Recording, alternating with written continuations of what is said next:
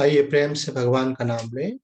जय जय अम्बे, जय जगदम्बे, जय जय अम्बे, जय जगदम्बे, जय शिव शंकर बम बम हर हर, जय शिव शंकर बम बम हर हर, जय जय राधे जय श्री कृष्ण, जय जय राधे जय श्री कृष्ण, जय सिया राम जय जय हनुमान, जय सिया राम जय जय हनुमान, श्री राम जय जय राम, श्री राम जय जय राम, श्री राम जय जय राम, श्री राम जय जय राम। सच्चिदानंद भगवान की जय। धर्म की जय हो, अधर्म का नाश हो, प्राणियों में सद्भावना हो, विश्व का कल्याण हो, गौ माता की रक्षा हो, सनातन धर्म की जय हो। हर हर महादेव। श्रीमद् भगवत गीता के 6वें अध्याय का हम लोग मनन कर रहे हैं, जिसके अंतर्गत हमने कल देखा था भगवान ने बताया जो इन 4 गुणों से युक्त है उस व्यक्ति को उत्तम सुख की प्राप्ति होती है। वो 4 गुण भगवान ने बताए थे, प्रशांत रजसम, अकल्मषम, प्रशांतात्मा,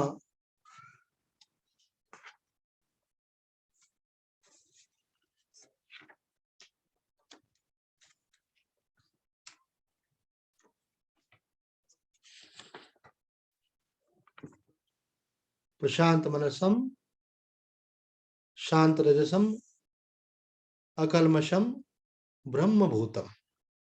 ये 4 बातें कही थी भगवान ने। तो उसमें हमने देखा था कि आचार्य शंकर कहते हैं भाई देखो, प्रशांत मनसम का मतलब है कि आपका मन जो है शांत होना।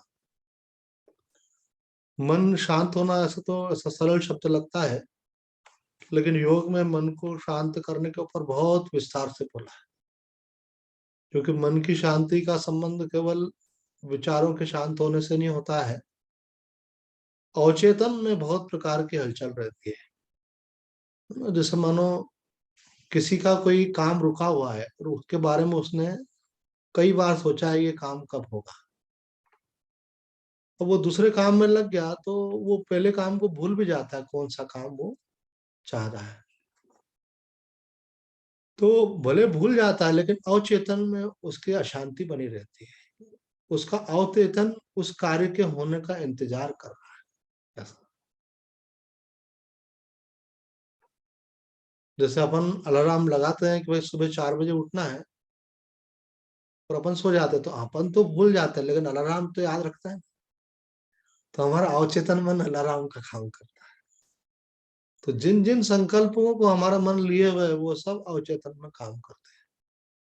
तो मन का शांत होना केवल ऊपरी सरफेस का शांत होना नहीं है। मन का शांत होना मतलब है कि पूरे मन का शांत होना, कॉन्शियस सब कॉन्शियस पूरा शांत होना चाहिए, तब समाधि में प्रवेश होता है। सब कॉन्शियस को कैसे कंट्रोल करना है इसके ऊपर बहुत विज्ञान है अपने आप में, क्योंकि ऐसा माना जाता है कि हमारा जो ऊपर वाला मन है, जो कॉन्शियस माइंड है, वो तो बहुत कम है। 6 गुना जो है सब कॉन्शियस माइंड है। उसमें सब संस्कार जो हमने भोगे हैं, भोग रहे हैं, वो सब बने रहते हैं और समय समय पर वो कॉन्शियस माइंड को ड्राइव करते हैं। जैसे टीवी अपनी चॉइस से नहीं चलता कौन सा चैनल चलाना है, तो किसकी चॉइस से चलता है? आपकी चॉइस से। रिमोट से आप जो चैनल बदल दो वो चलेगा। तो मनुष्य जो सोचता है वो नहीं करता है, तो बोले फिर क्या करता है? मनुष्य वो करता है जो उसके अंदर पहले से बैठा हुआ है। लास्ट मोमेंट पे उसका माइंड सब कॉन्शियस के द्वारा ड्राइव हो जाता है। बोले मैंने तो सोचा था बात नहीं करूंगा, पर उनके सामने आते से ही बात करने लगा। इसका मतलब क्या हुआ कि वो सब कॉन्शियस में जो संस्कार बैठा हुआ वो काम करता है उसके अंदर। है ना, भाई बहन का झगड़ा हो जाता है ना, तो मैं तेरे से बात नहीं करूंगा, है? फिर वो सामने आए, फिर भूल ही गए, फिर बात कर ली, अरे मैं तो भूल गया था। क्यों? तो आत्मिक संबंध है तो फिर बात करने लग गए।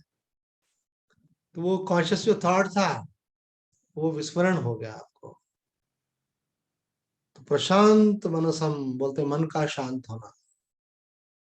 मन के शांत होने पे योग दर्शन में कई सूत्र अलग से बताए। ये सब बातें आप करोगे तब जाकर के आपका मन शांत होगा। रमन महर्षि जी ने तो यहाँ तक बोल दिया कि शांत मन ही आत्मा है। आत्मदर्शन का मतलब कुछ नहीं, मन का शांत होने से जो आपको चैतन्यता का अनुभव होता है वो आत्मा का ही अनुभव होता है। दूसरी बात भगवान ने यहाँ कही है,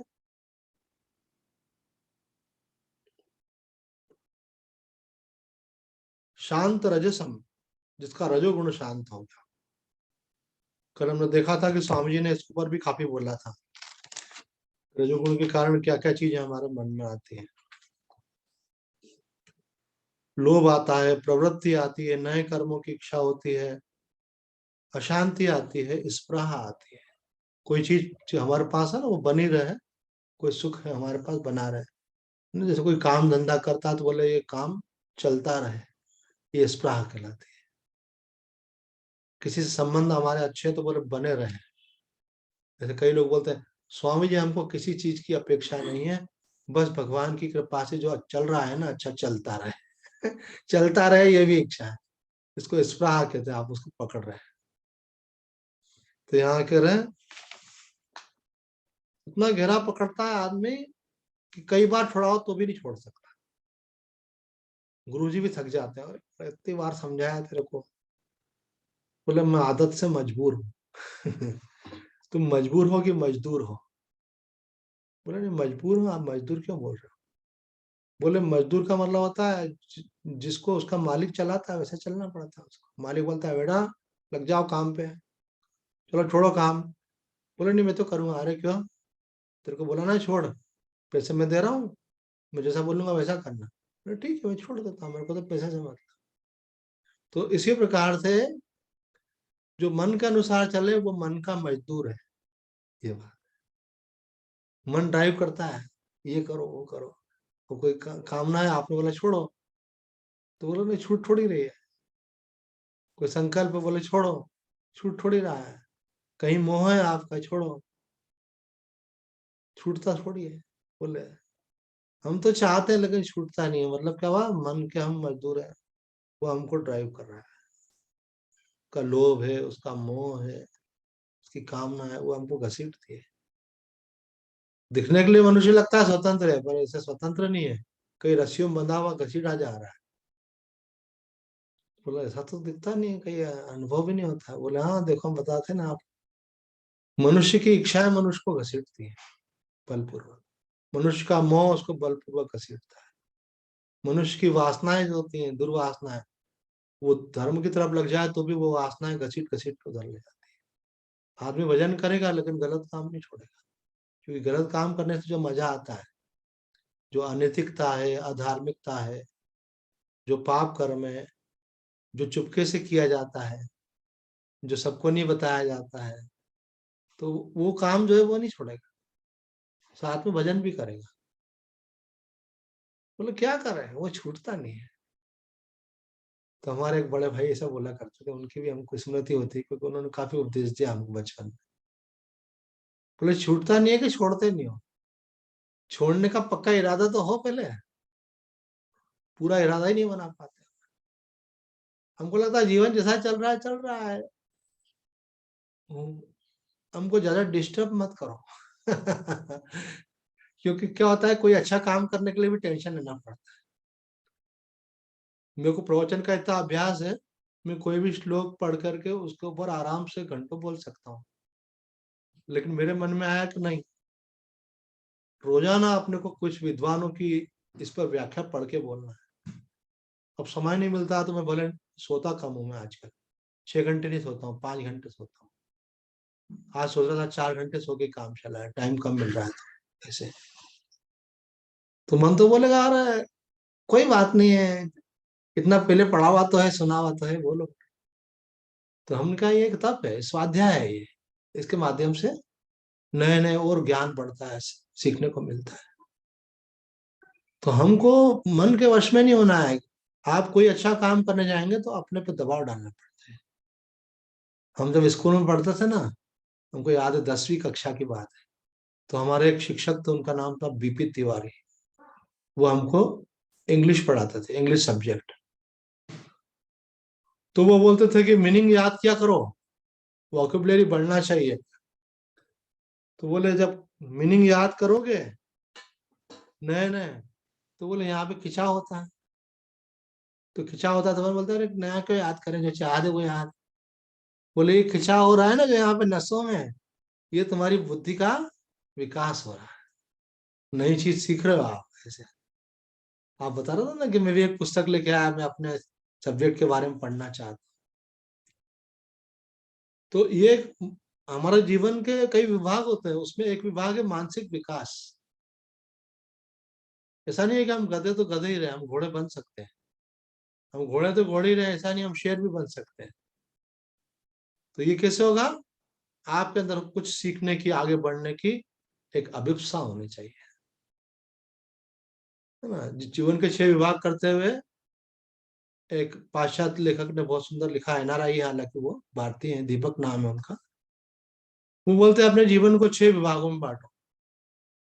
बोले एक, आप अपने शरीर के लिए स्वास्थ्य का ध्यान रखो। दूसरा, आप परिवार का ध्यान रखो। तीसरा, आप अर्थ का ध्यान रखो, अर्थात पैसा कमाने की तरफ ध्यान दो। चौथा कहते हैं आप जिस समाज में रह रहे हो समाज का आप ध्यान रखो। आपके निकट संबंधी होते हैं, बहुत सारे समाज के लोग होते हैं, उनको भी समझ दो आप। एक वो बोलते हैं कि आप अपने मानसिक विकास का ध्यान दो। मानसिक विकास तो कुछ पढ़ने से, समझने से, सीखने से आगे होता है, इसकी कोई एज नहीं होती है। और एक मजे की बात आपको बताएं कि मनुष्य की बुद्धि की योग्यता तब तक ज्यादा अच्छी रहती है जब तक कुछ कुछ नया सीखता है। जब सीखना छोड़ देता है तो उसकी बुद्धि की वो बोटी हो जाती है, सीखना बंद हो जाती है। हमने एक डॉक्टर से, सर्जन से पूछा, जो ये ब्रेन का ही पूरा सारा संभालते हैं यहाँ पे इंदौर के ही बॉम्बे हॉस्पिटल में, न्यूरो सर्जन है वो। तो हमने कहा मनुष्य की मानसिक योग्यता का क्षय क्यों होता है एक उम्र के बाद में, और वो क्षय कम से कम हो इसके लिए क्या करना चाहिए? तो वो कहने लगे कि इसके लिए मानसिक कसरत करते रहना चाहिए। अपन नई चीजें सीखते रहेंगे, नई चीजों में दिमाग लगाते रहेंगे तो आपकी मानसिक क्षमता बनी रहेगी। पर एक उम्र का आदमी बात क्या करता है, मेरे को सीखने की इच्छा नहीं है। तो अगर आपकी उम्र कितनी है अभी? 16। आप 16 साल के हो बोले, लेकिन अगर आप ऐसा सोच लो ना कि आप मुझे नया नहीं सीखना, तो आप बुढ़े हो गए। 16 साल में आप 70 साल के बुढ़े हो गए। और कोई 70 साल का व्यक्ति वो सब सीखना चाहता है तो वो 16 साल का जवान है। तो सीखने की इच्छा होनी चाहिए, कुछ नया पढ़ना चाहिए, नया सीखना चाहिए, नया जानना चाहिए। ऐसे ज्ञान सीखने का, लर्निंग की प्रोसेस जो है, कृष्णमूर्ति बोलते हैं इसकी कोई एज लिमिट नहीं है, जब तक चाहे आदमी सीख सकता है। लेकिन खुद का मन ही होता है, बोलो मैं, अरे ये बच्चे कर देते ना, मैं क्यों करूं। कई लोग तो चैनल बदलने तक का नहीं होता, टीवी चालू करना भी कैसे पूरा करना ये भी नहीं सीखना चाहते। अरे तुम कर देते हो ना, मेरे को जरूरत क्या है। तो तुम बच क्यों रहे हो? ये बच करके तुम अपनी बुद्धि को कमजोर कर रहे हो, बुद्धि बना रहे हो, बोटी बना रहे हो, कुछ नया सीख नहीं सकोगे। आज आदमी एक दूसरे का जो रिस्पेक्ट करता है ना, देखने को लगता है कि हम एक दूसरे का रिलेशन के कारण रिस्पेक्ट कर रहे हैं, लेकिन एक दूसरे का रिस्पेक्ट होता है उनकी कुछ विशेषताओं के कारण। आपके अंदर कुछ क्वालिटीज हैं, कुछ आपके पास नॉलेज है ना, कुछ आपके पास देने के लिए कुछ है। आपके पास धन है देने के लिए तो भी सम्मान होता है, आपके पास बुद्धि है तो भी सम्मान होता है। ज्ञान का सम्मान तो सभी करते हैं। आपके पास शारीरिक बल है तो सम्मान होता है कि आप किसी की हेल्प कर सकते हैं। अगर आपके पास कुछ भी नहीं है तो आप बीमार हैं फिजिकली, पर मेंटली फिट है तो भी आप योग्य हैं। आप मेंटली भी रुग्ण हो गए, आपके पास पैसा है तो भी फिर भी आपका काम चलता रहेगा, अब वो भी नहीं है तो आपको अपने अंदर इन चीजों का विकास करना है। तो मानसिक विकास एक बहुत महत्व की बात होती है। कोई बोलेगा हमको तो आध्यात्म में जाना, तो मानसिक विकास का क्या महत्व? आध्यात्मिक मानसिक विकास की भी तो जरूरत होती है। कई लोगों ने थोड़ा सा पढ़ा हुआ है, पहले कुछ सुना हुआ है, बोला हमारे लिए पर्याप्त, हम तो राम राम करते हैं, हमको अभी कोई सत्संग की जरूरत नहीं है हमको। ऐसे इसका मतलब क्या है? वो समझने से बचना चाह रहे हैं, और जो गलतियां उनसे हो रही है उन्हीं गलतियों को लगातार करते रहना चाह रहे हैं, क्योंकि अगर समझोगा तो गलती छोड़ना पड़ेगी ना। समझ जो है वो आपके मन को परिवर्तित करती है। अगर आपको कोई बात समझ में आ जाए ना कि ऐसा करने से काम बिगड़ रहा था, ऐसा करने से काम अच्छा होता है, तो अपने आप जो काम बिगड़ रहा था उसको आप छोड़ देंगे। क्यों? नहीं, समझ को अप्लाई करें। इसमें सबसे बड़ी बाधा क्या है? सबसे बड़ी बाधा ये है कि आपने सोच लिया अब मुझे समझना नहीं है। तो समझने की लिमिट तो थी नहीं, पर आपने अपने को रोक दिया। तो रोकना नहीं है अपने को। तो हमने विभाग बता रहे थे आपको, एक विभाग विभाग की व्याख्या होने लगी, मानसिक विकास। और उन्होंने एक सबसे इंपॉर्टेंट आखिरी कहा है, अपनी आत्मिक शांति का विकास। कई लोग धन का विकास तो करते हैं, समाज को तो टाइम देते हैं, स्वास्थ्य को तो ध्यान देते हैं, लेकिन अपनी मानसिक शांति का विकास कैसे हो? यही तो बोल रहे हैं, प्रशांत रहे जैसा मन की शांति का विकास कैसे हो? वो अध्यात्म से होता है। वो भगवान के प्रति सच्ची भक्ति और समर्पण से होता है। वो अपने वास्तविक स्वरूप के ज्ञान से होता है। आप एक ना एक दिन इस चीज को रियलाइज कर सकते हैं सत्संग सुनते सुनते, कि जिस दिन मैंने सत्संग नहीं सुना वो दिन मेरा वेस्ट गया। क्योंकि माँ आनंदमयी कहती है कि सत्संग आपको, आपके जो अंदर जो ऑलरेडी ज्ञान बैठा हुआ है उसको जागृत करना पड़ता है। उसको मोटिवेट करने वाला कोई चाहिए। अगर आपको मोटिवेशन नहीं मिलेगा तो आपका ज्ञान तो है लेकिन आप अप्लाई नहीं करेंगे। जो ज्ञान शांत ज्ञान है वो काम का नहीं है, वो सक्रिय ज्ञान काम। आप में योग्यता आ रहा, बोले मेरे को याद ही नहीं आया, ऐसे बोलते ना कभी कभी। बोले ऐसे करते तो काम परफेक्ट होता। बोला हाँ मुझे मालूम था पर मेरे को याद ही नहीं आया। तो उससे बहुत सारी अच्छी बातें हमको मालूम होती है पर याद ही नहीं आती है। वो याद कब आती है? जब हम सत्संग सुनते हैं। एक वक्ता ने, महापुरुष थे, उनके पास दो नए साधक बैठे थे। वो दोनों भी वक्ता थे। उन्होंने कहा कुछ बोलो फिर हम बोलेंगे। तो बोले नहीं महाराज जी आप ही बोलिए।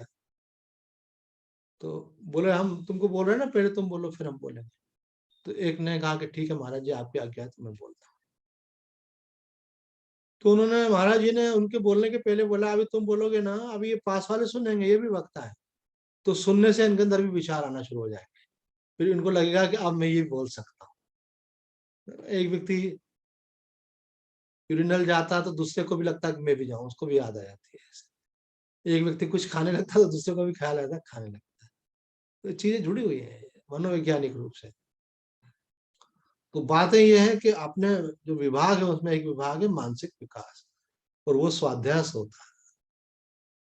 जो सत्संग सुनेंगे और स्वाध्याय करेंगे उनका मानसिक विकास होता रहेगा। अब ये अलग बात है कि कोई आप किसी अन्य फील्ड में अपना विकास करना चाह रहे हैं।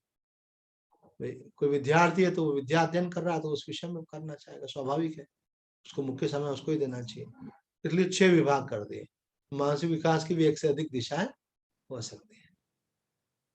आपको स्वस्थ रहना है तो स्वस्थ रहने के लिए भी नॉलेज होना चाहिए। तो मैंने देखा बहुत सारे बच्चे नई नई चीजें पढ़ के बताते हैं। तो बोले पापा आप खाते हो ना, ऐसे मत खाया करो, ऐसे खाया करो, ये मत खाया करो, ये खाया करो, इसको इस समय खाया करो, इस समय मत खाया करो। एक से अधिक कॉन्सेप्ट होते हैं, उसमें आप जो भी जिस विषय का एक्सपर्ट है उसकी सलाह लो। लेकिन जिस व्यक्ति को अपने ज्ञान से संतुष्टि हो जाती है वो नया विकास नहीं करता है। वो बोला नहीं हमको मालूम है, हम अपने हिसाब से कर रहे हैं, हम सेटिस्फाइड है। ठीक है, आप सेटिस्फाइड हो 5 अंक प्राप्त करके। अगर आपको अगर नॉलेज ज्यादा होगा तो आप 6 अंक प्राप्त कर सकते हो किसी भी क्षेत्र में। चाहे स्वास्थ्य हो, चाहे चित्त की प्रसन्नता हो, चाहे धन का उपयोग हो, चाहे आपकी मानसिक क्षमताओं का उपयोग हो। अब आपको मानो 10 साल बाद मालूम पड़ा कि मेरे पास मानसिक योग्यताएं तो थी लेकिन मैं उनका उपयोग नहीं कर पाया, समाज के लिए, परिवार के लिए, अथवा अपने लिए भी। मुझे ख्याल ही नहीं आया कि इसका ऐसे भी उपयोग किया जा सकता था। तो ये एक आइडिया भी तो देने वाला कोई होना चाहिए। एक मैंने मूवी देखी थी, उसमें आइडिया की कीमत होती थी। ऐसे बोले कि आप क्या करते? बोले मैं आइडिया देता हूँ। मैंने बोला ये भी अच्छी बात है। तो बोले मेरे आइडिया से आप जो भी काम कर रहे हो उसमें आपकी प्रोग्रेस हो जाएगी। मतलब मेरे पास दिमाग है, मैं दिमाग तुमको दूंगा, उसके बदले में तुम मुझे पैसे दो। आइडिया फ्री में नहीं देते थे, उसकी कीमत लेते थे ऐसे। तो आइडिया से इम्प्रूवमेंट तो होता है, हर चीज में होता है, स्वाभाविक है। कोई भी बुद्धिमान व्यक्ति जिस क्षेत्र का विशेषज्ञ उसका आप मिल लो, तो वो आपको कोई नया आइडिया दे जाता है ऐसे। और कई भोंदू टाइप के लोग रहते हैं, वो अपने कूप मंडू घुसे रहते हैं, वो बाहर ही नहीं निकलना चाहते ऐसे। विकास की भी एक इंस्पायरेशन होना चाहिए, सत्संग से इंस्पायरेशन भी मिलती है, जो ज्ञान है उसको अप्लाई करने के, नई नई चीजों के ऐसे। आदमी को अपने अहंकार को खत्म करना है, तो उसका सबसे बढ़िया उपाय हमारे शास्त्र में बताया कि वो शास्त्र पढ़े। हमारा शावी में पढ़ रहा था, अरे बाप रे, ऐसा लग रहा था क्या धुरंधर है ये।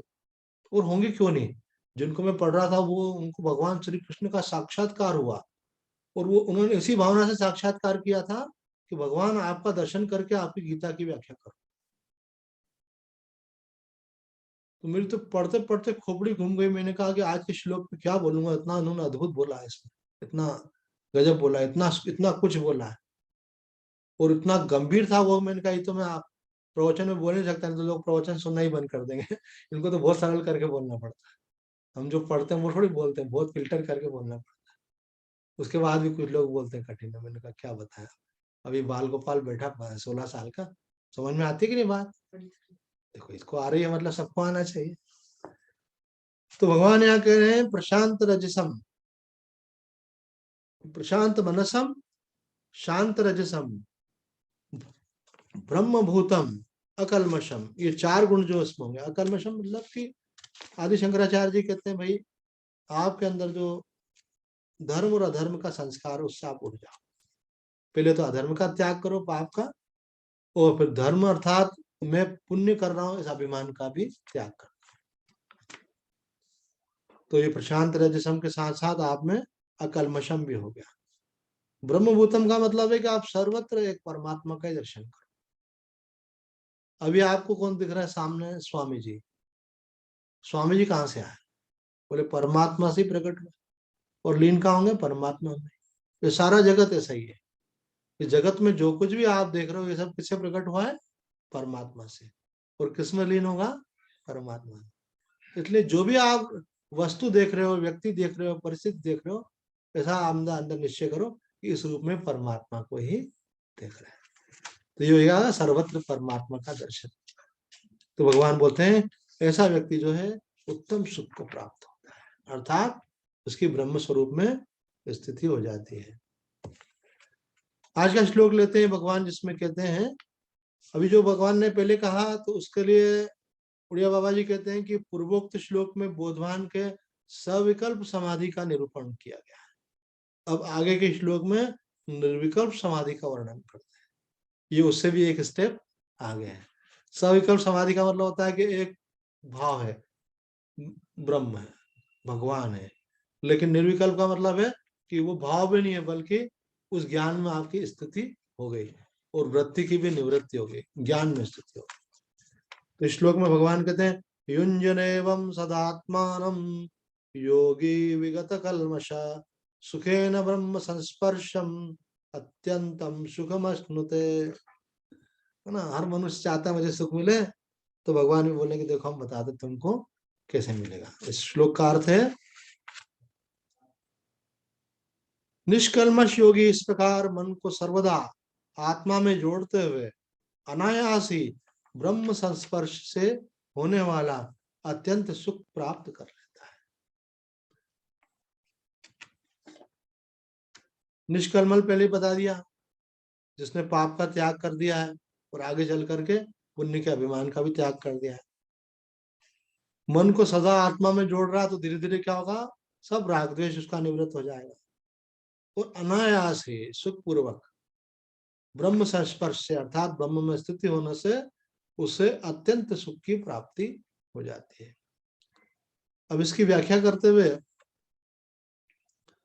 शंकराचार्य जी कहते हैं योग विषयक विघ्नों से रहित जो है वो युंजन है। विगत कल्मश मतलब जो निष्पाप योगी है, और उपरयुक्त कर्म क्रम से सदा चित्त को समाहित करता रहता है, मन को आत्मा में लीन करता रहता है, इधर उधर का नहीं सोचना, और शुद्ध आत्मा में टिकाना, इसी को अभ्यास कहा जाता है। तो मन को समाहित करना कहा जाता है। वो अनायास ही ब्रह्म प्राप्ति रूप निरतिशय उत्कृष्ट सुख का अनुभव करता है। अब ये इसकी व्याख्या करते हुए बोलते विगत कल्मश क्या है। जैसा पहले बताया कि हमारे अंदर सूक्ष्म संस्कार है, उन संस्कारों के अनुसार हमारी क्रियाएं होती हैं। उन क्रियाओं को दिशा देनी है अब हमको शास्त्र और गुरु वचनों के अनुसार। भाई क्रिया तो हम करेंगे, हर व्यक्ति जो संसार में कुछ न कुछ क्रिया करेगा ही। बोले क्रिया तो आप करो लेकिन धर्मानुकूल क्रिया करो। क्रिया तो करो लेकिन जो क्रिया आपका कल्याण करने वाली है। कई चीजें धर्म की होती हैं, कुछ चीजें उससे भी बढ़ के आध्यात्मिक होती है। आदमी को संस्कार छोड़ना सरल थोड़ी है। मानो एक व्यक्ति को एक मंत्र का जप करता है और बाद में मालूम पड़ा कि वो मंत्र के जप का अधिकारी नहीं है। ये बात तो आप शास्त्र पढ़ोगे तब मालूम पड़ेगा। मंत्र जप का अधिकार नहीं रहता है किसी को।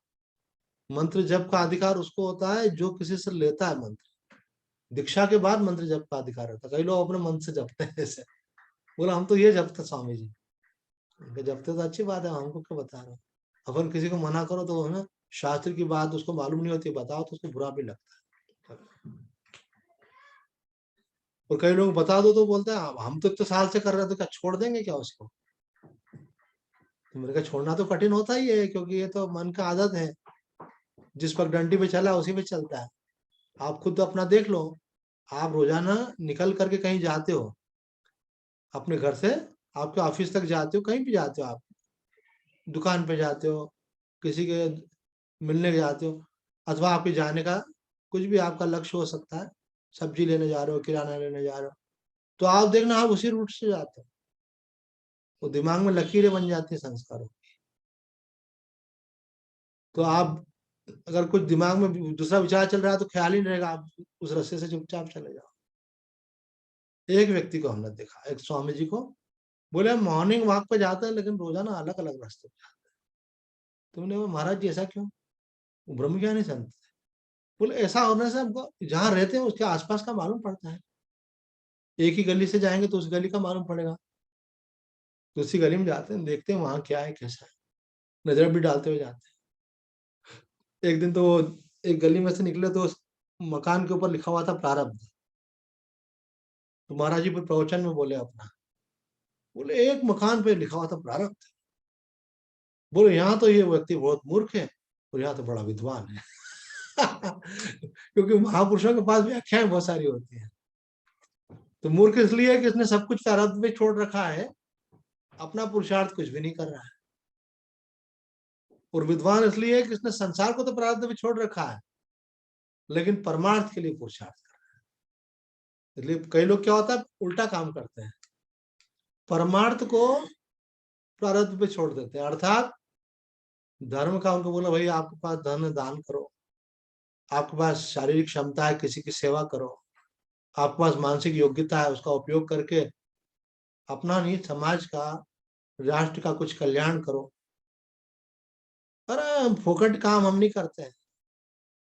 तो मैंने कहा वो ज्ञान पढ़े पढ़े बोझा हो जाएगा। ऐसा श्लोक है ऐसा, सरस्वती के भंडार की बड़ी अपूर्व बात, जो बांटे त्यों बड़े, बिन बांटे घट जाए। कोई हमको बोलता है स्वामी जी आपको याद कैसे रहता है, एक महात्मा जी ने ऐसा बोला था, हमने 10 साल पहले आपका प्रवचन सुना था, उसमें आपने एक महात्मा जी के संदर्भ में एक बात कही थी, तो आप भूले क्यों नहीं अभी तक। मैंने कहा भूलेंगे कैसे है, 10 साल में 10 बार तो कम से कम बोला होगा, ज्यादा ही बार बोला होगा। रोज प्रवचन करते हैं तो वो चीजें पक्की हो जाती है। और अगर अपन बोला ही नहीं किसी चीज को तो धीरे धीरे क्या होता है, विस्मरण हो जाता है उसका। तो उपयोग करने से बढ़ता है, घटता थोड़ी है ये। तो यहाँ पे ये बात कही जा रही है। आदि शंकराचार्य महाराज व्याख्या करते हुए बता रहे हैं हमको कि विगत कल्मश अर्थात अंदर जो संस्कार हैं उन संस्कारों को शास्त्र की दिशा दो, गुरु के वचनों की दिशा दो। आप दिशा दोगे तो उसमें जो कमियां होंगी दोष होंगे वो दूर होंगे, जो अच्छाई होंगे उनका विकास होने लगा।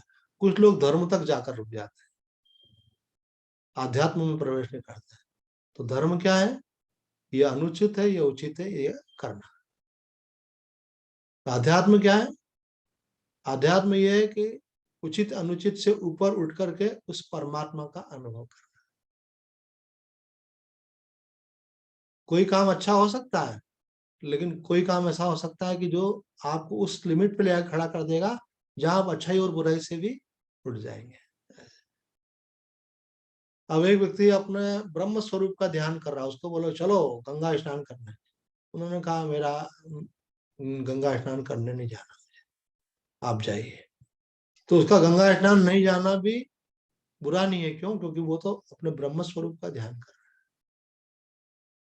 है। हम ये अलग बात है, कोई बोले मेरे को तो रुपया कमाना है इसलिए गंगा स्नान करने नहीं जा रहा हूँ, मैं तीर्थ यात्रा नहीं जा रहा हूँ। अरे भाई कब तक कमाते रहोगे? ये 12 ज्योतिर्लिंग किसके हैं? दर्शन करो। 4 धाम किस लिए हैं? दर्शन करो। इतने सारे शक्तिपीठ है किस लिए? दर्शन करो। इससे वैराग्य की वृद्धि भी होती है, तपस्या के द्वारा पाप का क्षय भी होता है।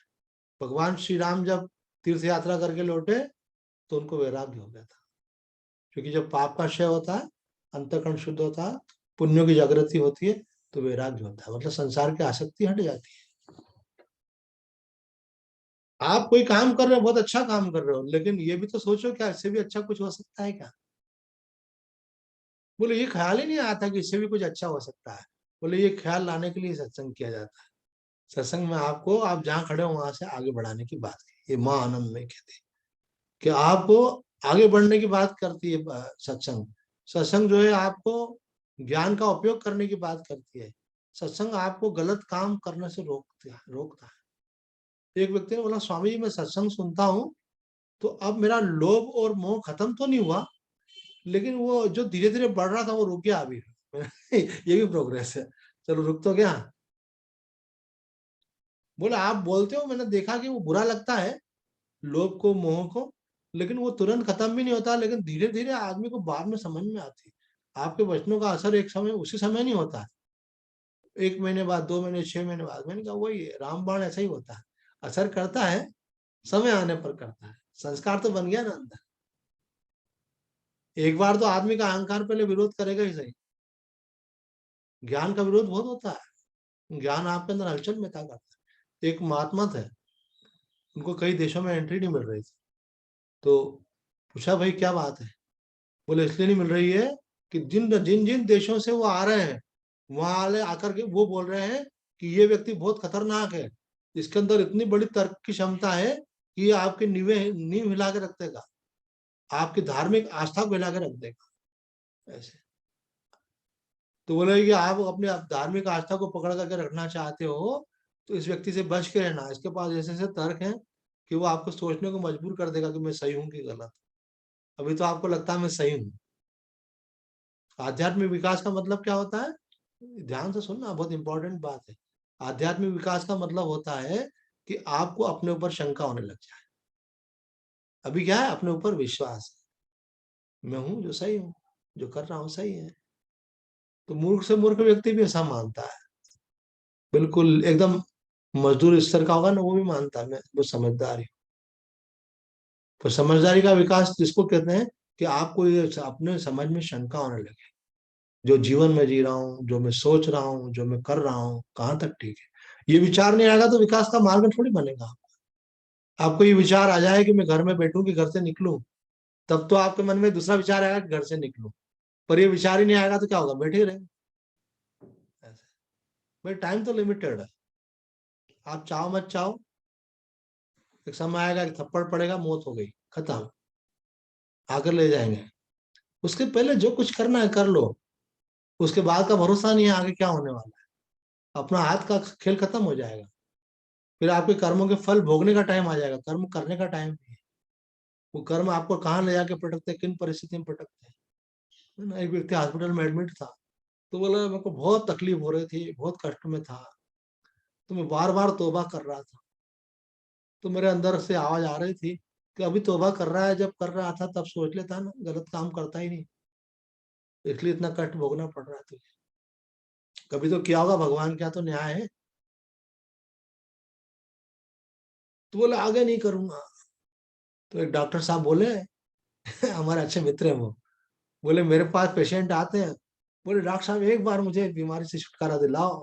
आगे से मैं जो आप बता रहे हो वही परहेज कर। आप बोलेंगे डेली वॉक करो तो वॉक करूंगा, आप बोलेंगे ये खाओ ये खाऊंगा, आप बोलेंगे ये मत खाओ नहीं खाऊंगा, जो आप बोलोगे। तो हम मुस्कुराते बोले नहीं डॉक्टर साहब सच बोल रहा हूँ। थोड़े दिन दवाई लेता है ठीक हो जाता है, फिर वापस वही काम। आदमी सुधरने को तैयार नहीं हो। अपने से सीखना चाहिए आदमी को, दूसरे तो क्या सीखे। एक व्यक्ति ने कहा प्रोग्रेस का मतलब ये है कि आप जहां कल खड़े थे उससे आज आगे हो कि नहीं। आप दूसरे को तो छोड़ो, अपने आप को ही देखो। अगर तुलना ही करनी है और स्पर्धा ही करनी है तो अपने आप से करो कि कल से आज में क्या फर्क है, और कल से आज कितना ज्यादा आगे बढ़ाओ। बढ़ना है आपको, आपका अंतिम लक्ष्य जो है परमात्मा है, परम शांति है, परम आनंद है। उसके पहले रुकना नहीं। इसका संबंध किसी उम्र से मत समझ लेना। रमन आश्रम में एक व्यक्ति 70 साल का था, विदेश से आया, और उसको पहले दिन ही महर्षि के पास बैठने पर एक अनुभव हुआ। महर्षि ने उसकी तरफ देखा, उसको अनुभव हुआ। उसके बाद उसने बोला कि मुझे ऐसा ऐसा अनुभव, क्या यही ब्रह्म ज्ञान है? तो महर्षि जी ने इशारा किया किसी को, वो पुस्तक का ये नंबर का पेज निकालो और पढ़ के सुनाओ। उसमें उस जो उन्होंने बोला था वही का वही उसमें लिखा था कि ब्रह्मानुभूति होने पर इस प्रकार का अनुभव। को बहुत प्रसन्नता हुई, अश्रुपात होने लगा। महर्षि के सामने प्रणाम करके फिर वो चला गया। तो भक्त जो वहां पर थे उन्होंने कहा महाराज जी ये तो बहुत गजब गजब चमत्कार हो गया। हम 12-12 साल से आश्रम में रह रहे हैं, हम इतने साल से साधना कर रहे हैं, हमको कुछ नहीं हुआ।